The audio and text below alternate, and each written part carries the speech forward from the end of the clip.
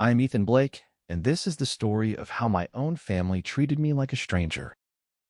My older brother, James Blake, was the pride of the family. He had a successful business in New York City, drove luxury cars, and lived in a beautiful mansion. Everywhere he went, people admired him. I was different. After college, I struggled to find a stable job. I worked part-time in small stores and delivery services just to pay my bills. At every family gathering, my relatives praised James. "Look at James," my uncle would say. "That's what success looks like."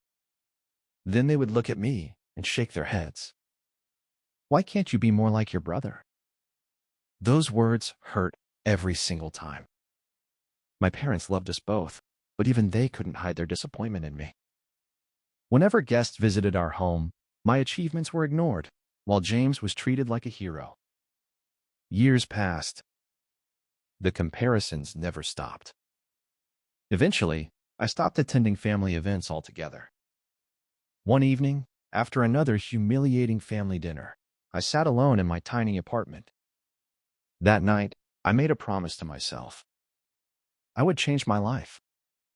Not to impress anyone. Not to prove anything. But to finally respect myself. The next morning, I started learning software development online. For months, I studied before sunrise and after midnight. While others slept, I worked. While others celebrated, I learned. The journey was difficult. There were days when I wanted to quit. Days when I doubted myself. Days when my bank account was nearly empty. But I kept going. 2 years later, an opportunity changed everything. A technology company offered me a position. I worked harder than ever. My dedication impressed the management, and within a few years, I was promoted multiple times. Eventually, I launched my own software company. The business grew faster than I ever imagined. Suddenly, the same people who once ignored me started paying attention. News articles featured my success. Business magazines invited me for interviews. People began recognizing my name. Then came the family reunion. For the first time in years, everyone wanted me there. When I entered the hall, something felt different. Relatives rushed over to greet me. The same uncle who had once criticized me shook my hand proudly. "Come sit beside me, Ethan." I smiled politely, but I remembered every word he had spoken years earlier.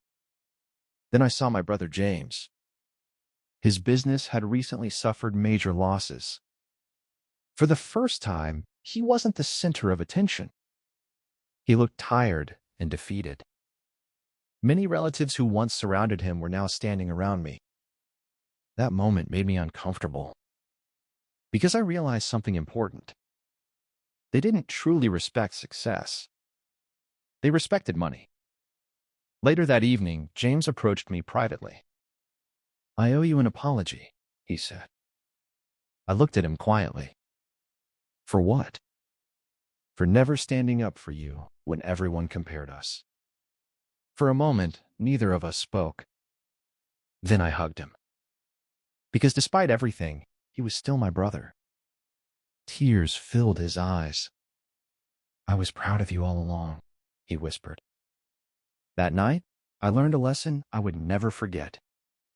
Success is powerful. But the people who only respect you after you become successful were never truly on your side. The people who believe in you when you have nothing are the ones who matter most. And sometimes, the greatest victory isn't becoming rich. It's proving to yourself that you were always worth believing in: God.